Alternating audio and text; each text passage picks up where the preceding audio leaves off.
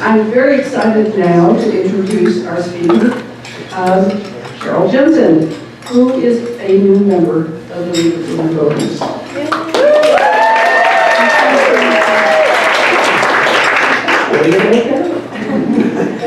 Carol spent over 20 years in TV journalism, anchoring local news, with 13 years in Sacramento and over 6 years in Portland, Oregon, where she won numerous awards, including a regional Emmy Award for specialty reporting. Her journalism roots have fueled her interest in politics and the impact it has on local communities, families, and children. Early in her career, she became aware of the League of Women Voters and had the opportunity to host and to MC a number of the events, both in Sacramento and in Portland. Carol now lives in Menlo Park with her family, her husband Rick, and 3 kids, Jack, who attends the University of Oregon, and twins, Kimberly and Luke 15, who are freshmen at MA. Go Bears! Carol is a passionate member of the League of Women Voters, and tonight will explain the League's position on abolishing the Electoral College, and in particular, how and why it is necessary. Please give a warm welcome to Carol Jensen.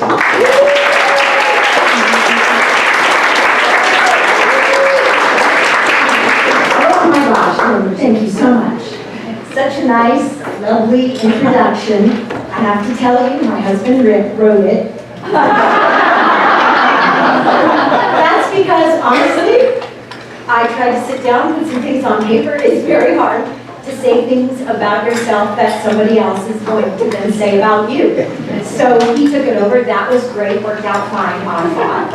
However, there's always a little price to pay. Rick then gave me a little bit of unsolicited advice. He said, and those of you who know my husband will hear his voice in this, "Hun, don't overthink it." He said, "Don't try to be funny or witty or charming. Just be yourself."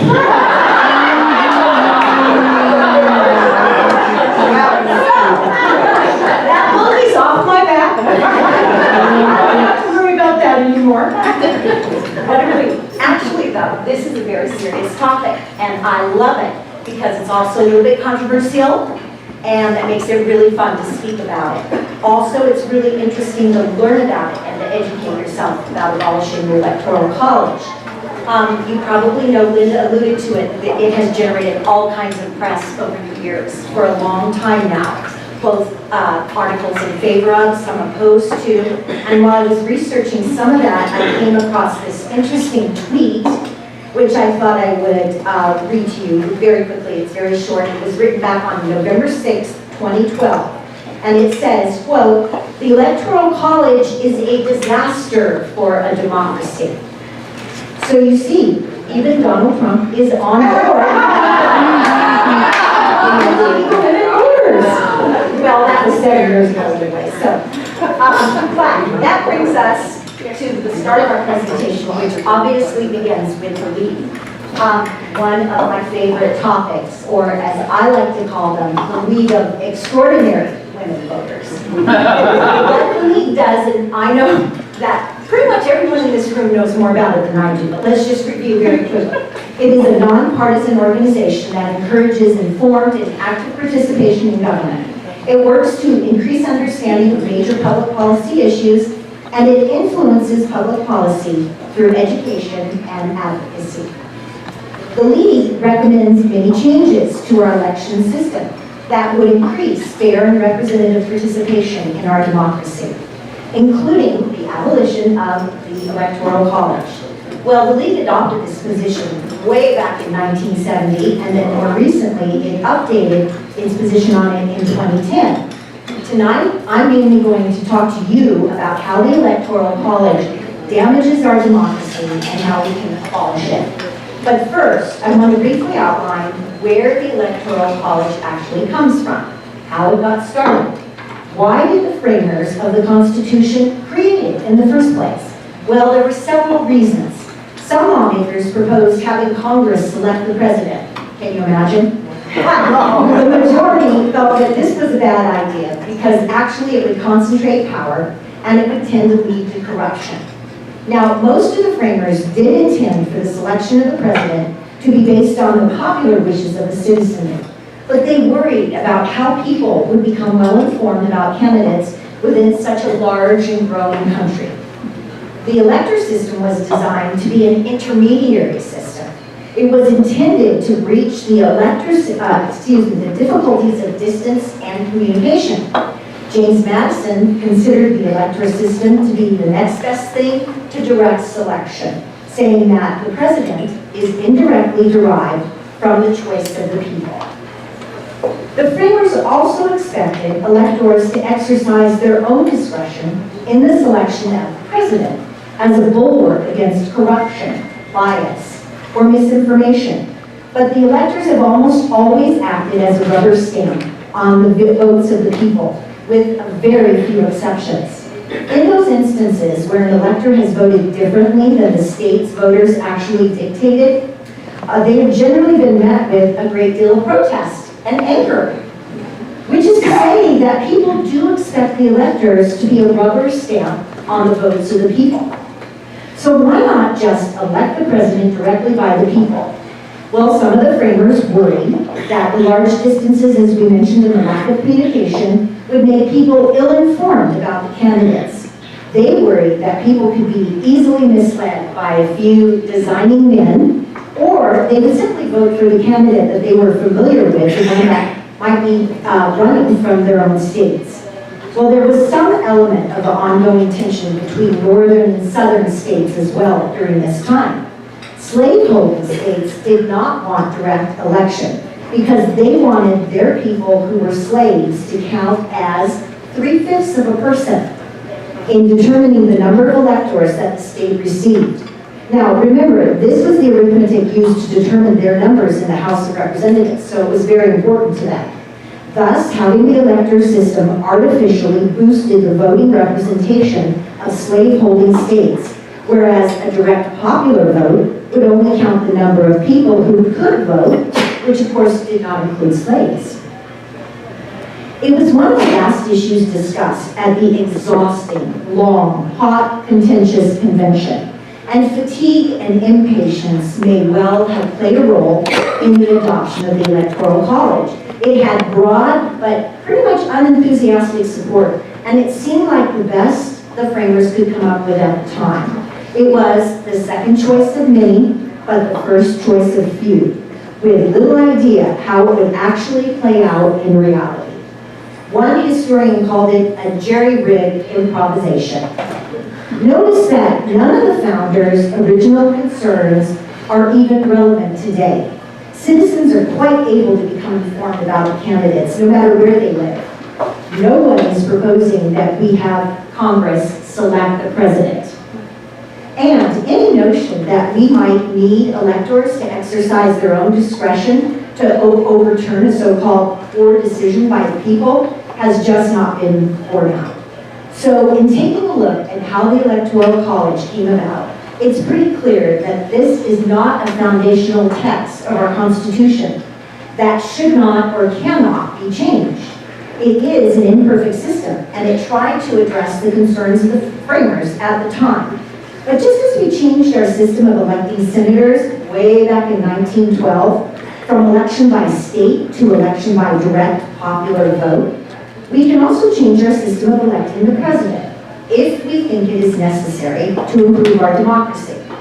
And actually, there is ample evidence that this system is directly damaging to our democracy, and it does in fact need to be changed.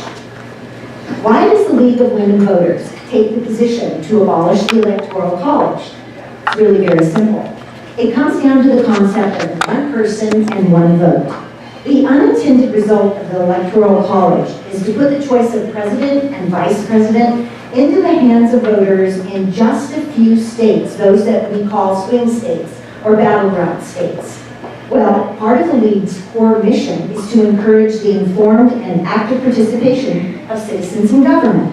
As such, perhaps the most disturbing aspect of the Electoral College is that it creates a disincentive to vote for citizens living in non-battleground states, which is actually the majority of people in this country. So if you live in Illinois or if you live in Mississippi and it's a cold, rainy day, you might not go out to vote because why would you bother anyway? You know your state's going to go either blue or red. So you're going to probably stay home. Well, we do have some data from 2016 which actually bears this out. You can see in the graph that the percentage of eligible voters who cast a vote for president was significantly lower in non-swing states compared to swing states. The Electoral College decreases participation in our democracy, and this is bad for democracy. Another significant negative effect of the Electoral College system is that it polarizes our electorate, and it exaggerates our sense of being a divided nation, a nation of red versus blue. Take Alabama, for example, back in 2016. 35% of the voters chose Hillary Clinton. And in California, 32% of voters here chose Donald Trump. So that is a lot of people. It is not a fringe minority. It is actually a significant portion of the population of these two states. And when you take a look at this map, all you see is red and blue, right and left, black and white. There are no centrists. There is no complicated middle ground here. There's no reason to even talk to people in those other states because they're just too different and their views are too extreme. This map, with which we have all become so familiar, is extremely damaging to our national unity and also to our ability to see the great variety of public opinions that exist everywhere and that deserve to be heard. And indeed, they need to be heard, as diverse opinions are as critical to democracy as is the vote itself. So without the Electoral College, we would not have to see our election results through that distorted lens. What if the election results simply look like this instead? Two fairly large numbers, even in the most lopsided of victories. So this is showing us Reagan versus Mondale. Remember that? That was back in 1984.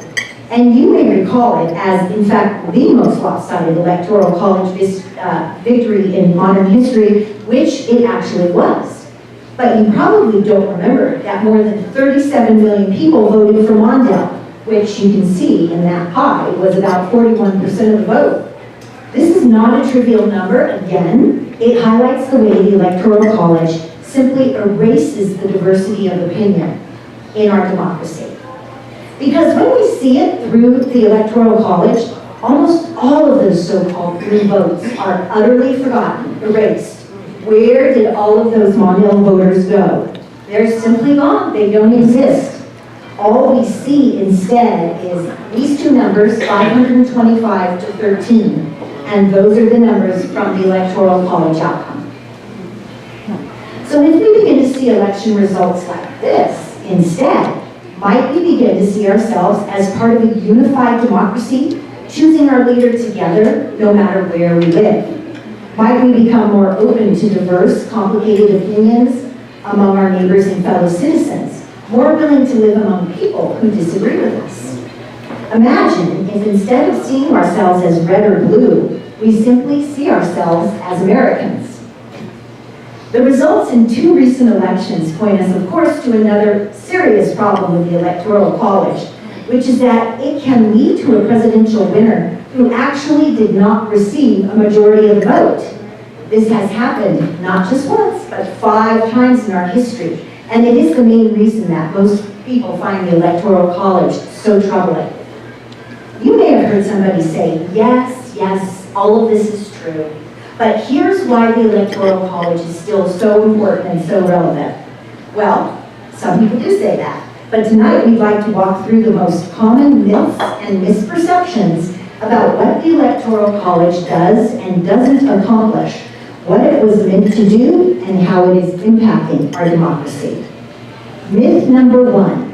Without the Electoral College, our presidents would all be chosen by a few big states like California, New York, and Texas. So let's run through some numbers now to see how it would actually play out in an election by national popular vote.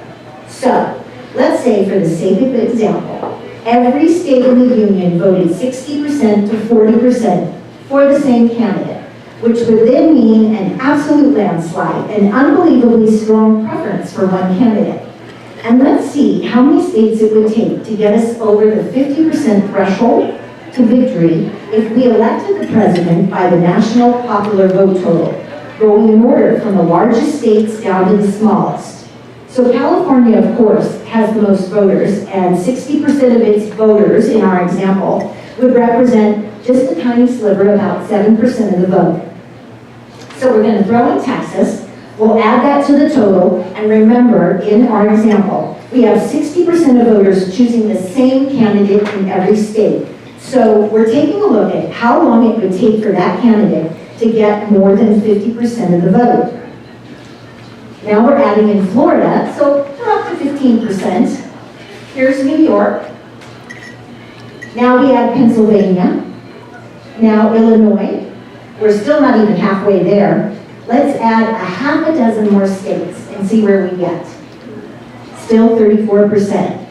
In fact, it would take the votes of 30 states to get us over the 50% threshold, even in this incredibly lopsided scenario. In reality, of course, California and Texas would probably go for very different candidates, and in essence, they would cancel out each other. And the margins of victory would likely be much smaller in many of these states, which means that it would take even more states' voters to get us to that 51% threshold. You can do the same exercise with cities, too. The 10 largest cities in the country only make up about 10% of the vote. So if the largest 100 cities all voted unanimously for the same candidate, it would still only get us to 30% of the vote total, which is nowhere near the 51% needed to win. And this top 100 list, well, it includes cities like Laredo, Texas, and Spokane, Washington. And these are cities, by the way, with populations in about the 200,000s. It is simply mathematically impossible for an election by popular vote to be determined by just the largest states or the largest cities. The fact is that direct election by popular vote would ensure that every person is equally represented, regardless of where they live. Voters from swing states would count just the same as voters from non-swing states, and voters from the city would count just the same as voters from the country. We no longer would be voting by state, we would be voting by person. And this is what the framers intended when they unanimously agreed with James Madison's statement that the president is to act for the people and not for the states. Which brings us to myth number 2. Smaller, less populated states need the protection of the Electoral College to ensure that their interests are represented by the president. Well, the fact is that there is no coherent small state or large state interest that needs protecting by the college. Even the smallest state has substantial diversity within it. And it is a fallacy to suggest that when a state goes red or when a state goes blue, that this represents the interests of the entire state. The concerns of a farmer, for instance, are likely to be very different from those of a computer programmer, whether they live in New Hampshire, Nebraska, or any other small state. Small states represent a great diversity of economic interests, and they share many of these interests with larger states as well. For example, take agriculture. Most farmers live in states with large populations, such as Texas, Florida, California, and Illinois, and they share common economic interests with farmers from smaller states all over the country. The great political battles of American history have been fought between opposing ideologies or opposing economic interests, not between large states and small states. The representatives of small states do not vote as a bloc in Congress, and their citizens do not vote as a bloc for president. The numbers from the 2016 election show this emphatically. The smallest 1/3 of states, those with fewer than 6 electoral votes, did not all go for the same candidate. In fact, they were exactly evenly split. 8 went for Clinton, 8 went to Trump. Small states do not benefit from the Electoral College. In fact, Smaller states are routinely ignored by presidential candidates. Instead, the candidates focus their time on the swing states. 19 states received all campaign visits from the two presidential candidates back in 2008. They virtually ignored the other 31 states, both large and small. So there is no basis for the myth that smaller, less populated states need the Electoral College to ensure that their interests are represented by the president. Myth number 3, abolishing the Electoral College will mostly benefit Democratic candidates. In 1960, Republican Richard Nixon actually won the popular vote by about 48,000 votes over Democrat John Kennedy. This is the Electoral College map for the 2004 election, where George Bush won over John Kerry with 3 million more popular votes. But if John Kerry had received only 60,000 more votes in Ohio, for instance, he would have won the Electoral College and thus the election, even though Bush would still have had nearly 3 million more popular votes. And on a more personal level, what about the Republican voter in so-called blue Vermont, or the Democrat voter in so-called red Kansas? Neither of these feels that their vote for president counts. So this becomes a disincentive for them to vote, and this is bad for democracy. This system can and has affected both parties, so that makes it a nonpartisan issue. How do we abolish the Electoral College? Well, the League supports a constitutional amendment that would replace the college with direct election of the president. In theory, it's actually pretty simple. Congress passes an amendment, and then 38 states need to ratify it.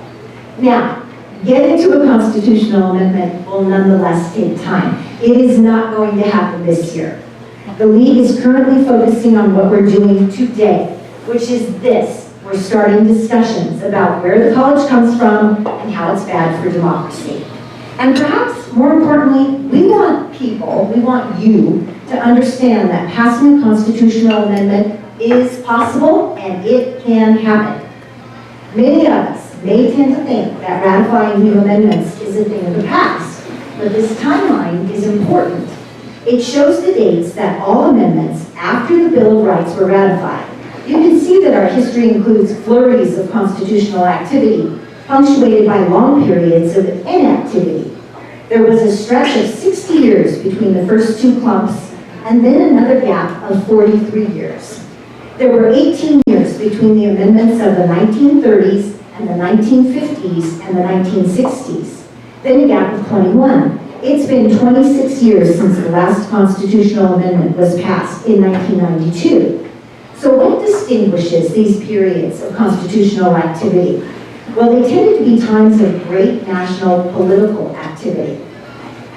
There was a period after the Civil War, the progressive era at the turn of the last century, and the Civil Rights era back in the 1950s and the 1960s. The genuine concerns about the resilience of our democracy are actually quite remarkable. In fact, we may be on the verge of adding a 28th Amendment to the Constitution. Do you remember this? I thought that was long ago until reading up on this. So what's happening with the ERA? It was passed in Congress back in 1972. And as of 2 years ago, it needed only 3 more states to ratify it in order to become part of our Constitution. So in 2017, Nevada actually ratified it. Then in 2018, Illinois did the same. So all we need is 1 more state to ratify, and we will have the 28th Amendment to our Constitution. So it's really not a thing of the past when it comes to amending. It is a thing of right now. There is a process for doing this, and that process requires the citizenry to make it known to our legislators that we want change. We do that all the time with legislation. It is the same with amendments. It is, as always, 1 step at a time. There's so much to do. Put that on your list. Because of the long time frame expected for an amendment to pass and be ratified, the League also supports an interim measure. This is the important part. That would effectively nullify the Electoral College, and it would result in the election of the president by popular vote while we continue working on a long-term constitutional amendment. This measure is called the National Popular Vote Interstate Compact. And it does sound a little bit like a nuclear arms treaty, but it is not that complicated.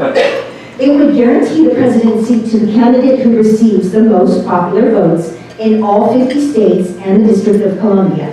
It pledges the state's electoral votes to the candidate who wins the national popular vote, and it would not take effect until enacted by states possessing a majority of the electoral votes, 270 in total. So the National Popular Vote Interstate Compact has already been enacted into law in 14 states and the District of Columbia, and that brings us to a total of 189 electoral votes so far. The compact will actually take effect when enacted by states with 81 more electoral votes. This is a nonpartisan issue. Again, it has been passed by strong majorities in both Republican-controlled and Democrat-controlled state houses and senates. Abolishing the Electoral College would be a common-sense solution to update a system that most Americans agree is utterly out of date, it is confusing, and it is downright silly. It's time to start building the momentum that will once and for all abolish this dysfunctional system of electing our president. This may seem like a daunting task, but remember that we've amended the Constitution to do all kinds of things, to change the way we elect senators, to impose term limits on the presidency, to include Washington, D.C. in the election of the president, to eliminate the poll tax, and to change the voting age to 18. All of these are amendments that affect the way we elect our representatives in Washington.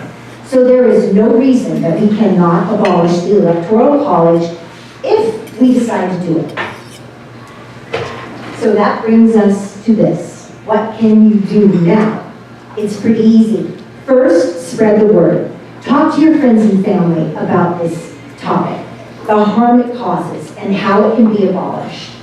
Host a presentation or give one yourself to any community group that you're a part of.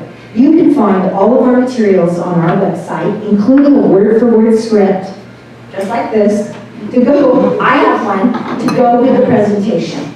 We created it specifically for people just like you to use, and hopefully as many people as possible will.